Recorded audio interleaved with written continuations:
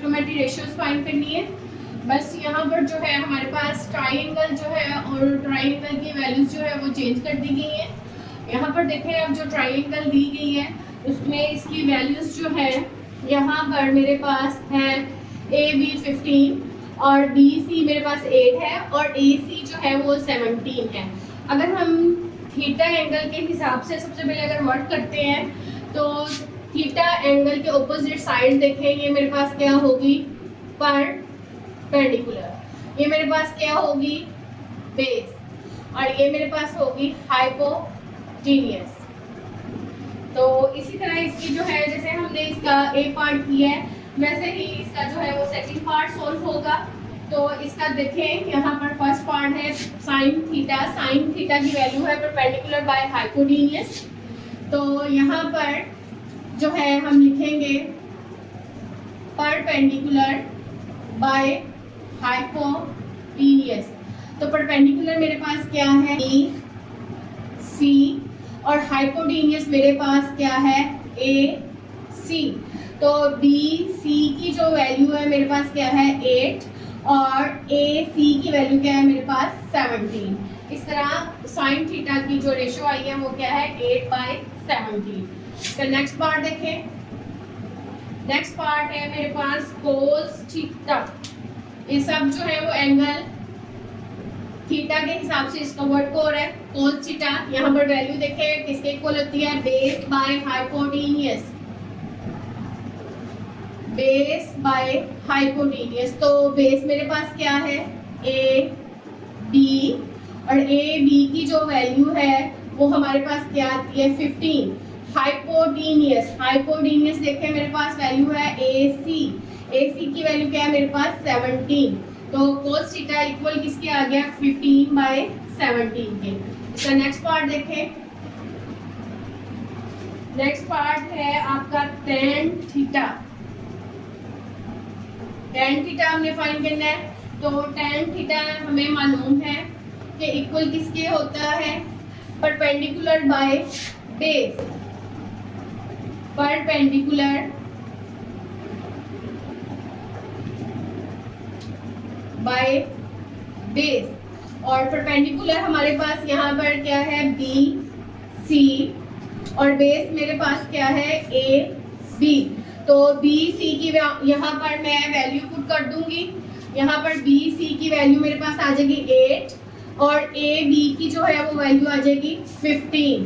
तो इस तरह जो है वो tan थीटा इक्वल होगा किसके 8/15 के। नेक्स्ट पार्ट है इसका फोर्थ पार्ट में हमने वैल्यू निकालनी है सेकेंड थीटा की। तो सेकेंड थीटा जो होता है वो मेरे पास यहाँ पर देखें इक्वल होता है hypotenuse by base, hypotenuse by base. तो हाइपोटेनियस अगर वैल्यू देखें तो वो इक्वल होता है मेरे पास AC के और बेस इक्वल है AB के। तो AC की जो वैल्यू है यहाँ पर अगर आप देखें क्या है 17 है और AB जो है वो मेरे पास इक्वल किसके है 15 के। तो इस तरह सेकेंड थीटा जो है वो इक्वल क्या आ गई इसकी वैल्यू 17/15। नेक्स्ट इसका पार्ट है 5 पार्ट है इसका कोसेकेंड थीटा, कोसेकेंड थीटा। तो यहाँ पर देखें कोसेकेंड थीटा जो है वो इक्वल होता है हाइपोटेनियस बाय परपेंडिकुलर। तो यहाँ पर हाइपोटेनियस हमारे पास किसके इक्वल है AC के और परपेंडिकुलर जो है वो मेरे पास इक्वल है BC के। तो AC की जो वैल्यू है वो मेरे पास आती है 17 और BC की वैल्यू मेरे पास आती है 8। तो इस तरह को सेकेंड थीटा की जो रेशो मेरे पास आएगी वो क्या आएगी 17/8। चलते हैं इसके नेक्स्ट पार्ट की तरफ। इसका नेक्स्ट पार्ट है मेरे पास कोण 5। अब यहाँ पर देखें कि उसका जो एंगल है वो अब पहले हम लोगों ने जितने भी इसके पार्ट किए हैं वो थीटा एंगल के साथ किए हैं और अब जो है इसके अंदर जो है इसके फंक्शन के साथ एंगल जो है वो हमारा 5 आ गया। तो अब यहाँ पर जो हमारी पहले बेस थी वो चेंज हो जाएगी। यहाँ पर अब जो बेस है वो हमारे पास क्या बन जाएगा, इसका परपेंडिकुलर। हाइपोटेनियस यही रहेगा और ये हमारे पास जो है इसका परपेंडिकुलर, वो इसका क्या बन जाएगा, इसकी बेस बन जाएगा। क्योंकि हम लोगों का जो एंगल है अब हम यूज कर रहे हैं फाई, और फाई के ऑपोजिट साइड जो होता है वो उसका क्या होता है, परपेंडिकुलर। अब यहाँ पर देखें कोड फाई है, तो कोड के लिए जो हम यूज करते हैं वो हमारे पास रेशियो है बेस बाय परपेंडिकुलर। तो यहाँ पर हमारे पास बेस बाय परपेंडिकुलर हमारे पास किसकी इक्वल आएगा, यहाँ पर बेस है मेरे पास बी सी और परपेंडिकुलर है मेरे पास ए बी। तो बी सी की जो वैल्यू है वो मेरे पास है 8 और ए बी की देखें वैल्यू क्या आती है 15। तो इस तरह कोड फाई की जो रेशियो आएगी वो क्या आएगी, 8/15। नेक्स्ट इसका पार्ट है और एंगल उसमें भी फाई है, tan फाई। और tan फाई देखें हमारे पास किसके इक्वल होते हैं, यहाँ पर परपेंडिकुलर बाय बेस, और परपेंडिकुलर की वैल्यू हम डायरेक्ट ही पुट कर सकते हैं। ये हमारे पास इक्वल होता है ए बी के, और ए बी की जो डायरेक्ट वैल्यू अगर हम पुट करें तो 15 है, और बेस यहाँ पर मेरे पास क्या है बी सी। तो बी सी इक्वल किसके है, 8 के। तो इस तरह इसकी tan फाई की जो रेशियो आएगी वो क्या आएगी, 15/8। इसका नेक्स्ट पार्ट देखें, 8 पार्ट है और इसमें हमें दिया हुआ है कोसेकेंट फाई। एंगल फाई है और हमारे पास है कोसेकेंट। कोसेकेंट जो है वो यहाँ पर अगर देखें तो वो हमारे पास इक्वल होता है हाइपोटेनियस बाय परपेंडिकुलर। तो हाइपोटेनियस यहाँ पर हमारी जो वैल्यू आती है वो है, साइड हमारी AC है और उसकी जो वैल्यू है वो मेरे पास क्या है 70। इसी तरह परपेंडिकुलर की वैल्यू, वो साइड जो है वो हमारे पास निकलेगी AB, और AB इक्वल किसके है 15 के। इस तरह कोसेकेंट फाई की जो रेशियो है वो मेरे पास आती है 17/15। इसका नेक्स्ट पार्ट देखें, IX 9 पार्ट है, हमारे पास है सेकेंट फाई। तो सेकेंट फाई यहाँ पर मेरे पास इक्वल होता है hypotenuse by base, hypotenuse by base. तो यहाँ पर हाइपोटेनियस की जो वैल्यू है वो मेरे पास आती है 70 और बेस की वैल्यू देखें मेरे पास क्या आ रही है 8। तो यहाँ पर सेकेंड फाई की जो रेशियो आएगी वो मेरे पास क्या आ जाएगी 17/8। तो इसका 10 पार्ट है, 10 पार्ट में हमारे पास है कोस फाई। तो कोस फाई हमारे पास इक्वल होता है बेस, यहाँ पर देखें बेस बाय हाइपोटेनियस। तो यहाँ पर जो बेस है वो इक्वल किसके है 8 के, और हाइपोटेनियस जो है वो इक्वल है मेरे पास 17 के। तो कोस फाई की देखें यहाँ पर जो रेशियो की वैल्यू आई है वो मेरे पास आई है 8/17। इस तरह क्वेश्चन नंबर 1 का जो सेकंड पार्ट है वो भी कंप्लीट हुआ। चलते हैं इसके नेक्स्ट पार्ट की तरफ। क्वेश्चन नंबर 1 के, क्वेश्चन नंबर 1 का सी पार्ट है। यहाँ पर देखें इसकी जो डायग्राम दी हुई है वो है हमारे पास AB12, थीटा एंगल दिया हुआ है A पर, C पर हमारा फाई एंगल दिया हुआ है, BC मेरे पास 5 है, 13 है। और सबसे पहले अगर जो हमारे पास पार्ट दिया हुआ है वो है साइन थीटा, तो हम एंगल थीटा के हिसाब से इसका वर्क करेंगे। तो थीटा के ऑपोजिट साइड ये मेरे पास क्या होगा परपेंडिकुलर, ये हमारे पास होगा हाइपोटेनियस और ये होगी बेस। तो साइन थीटा इक्वल होता है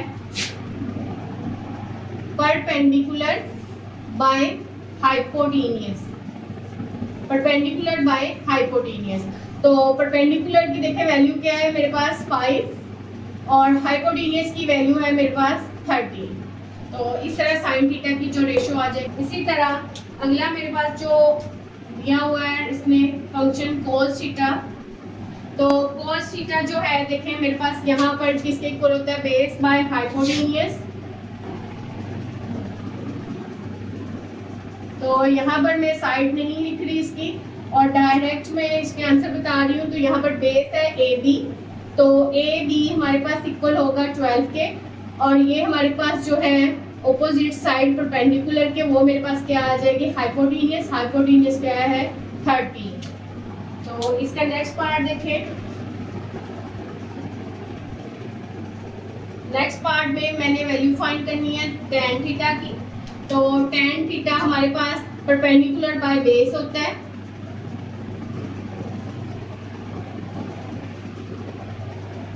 परपेंडिकुलर बाय बेस, तो परपेंडिकुलर की वैल्यू यहाँ पर है 5 और बेस यहाँ पर उसकी वैल्यू है 12।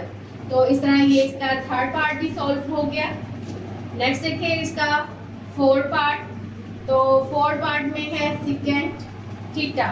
तो सेकेंड थीटा हमारे पास होता है हाइपोटेन्यूज बाय बेस। तो हाइपोटेन्यूज की वैल्यू है 13 और बेस की वैल्यू है यहाँ पर 12। तो इस तरह सेकेंड थीटा की जो रेशो आई है वो है 13/12। इसी तरह अब इसके नेक्स्ट पार्ट की तरफ चलते हैं। वो है मेरे पास को सेकेंड थीटा। तो को सेकेंड थीटा जो है वो इक्वल होता है हाइपोटेन्यूज, यहाँ पर देखिए हाइपोटेन्यूज बाय परपेंडिकुलर।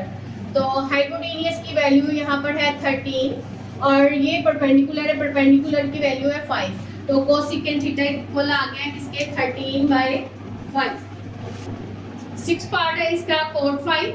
अब यहाँ पर एंगल चेंज हो गया फिर से, और अगर एंगल चेंज हुआ है फाई आ गया यहाँ पर। पहले हम लोग थीटा के हिसाब से कर रहे थे इसी ट्रायंगल को देखते हुए। तो यहाँ पर फाई है तो इसकी बेस कौन सी होगी, जहाँ पर वो एंगल मौजूद है। तो यहाँ पर ये बेस हो जाएगी और इस एंगल के ऑपोजिट साइड ये बनेगी। तो ये मेरे पास क्या आ जाएगा इसका परपेंडिकुलर, ये फाई के हिसाब से, और ये मेरे पास क्या आ जाएगी बेस। तो यहाँ पर कोट फाई देखे, कोट फाई इक्वल होता है बेस बाय परपेंडिकुलर। तो यहाँ पर बेस जो है उसकी वैल्यू देखें क्या है 5 और परपेंडिकुलर की वैल्यू जो है वो मेरे पास आती है 12। तो इस तरह ये जो है पार्ट भी सॉल्व हो गया। नेक्स्ट पार्ट देखें। यहाँ पर हमारे पास जो फंक्शन है वो है tan phi। तो tan phi जो है वो इक्वल किसके होता है, यहाँ पर परपेंडिकुलर बाय बेस।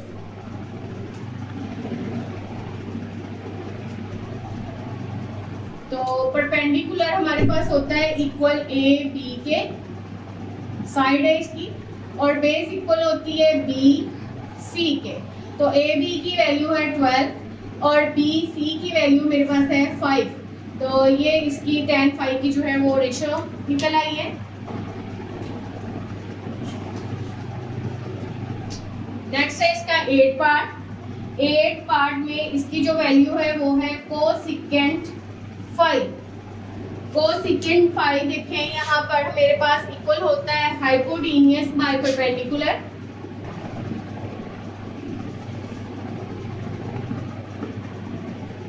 तो ये हाइपोटेन्यूज की वैल्यू यहाँ पर देखें क्या आ रही है 13 और परपेंडिकुलर की वैल्यू क्या आ रही है 12। तो इस तरह कोसेकेंट फाई इक्वल होगा किसके 13/12। ये मैं इस जो है ट्रायंगल के हिसाब से इसका वर्क कर रही हूँ और एंगल यहाँ पर मैं फाई यूज कर रही हूँ। नेक्स्ट पार्ट देखें इसका।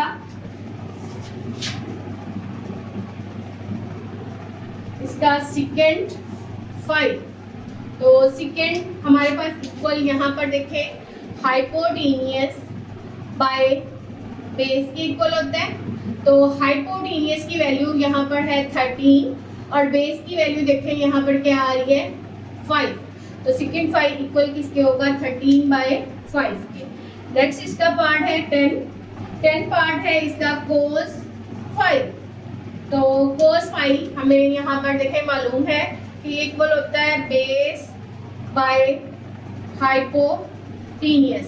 तो बेस देखिए हमारे पास ये है बी सी और हाइपोटेनियस ए सी है।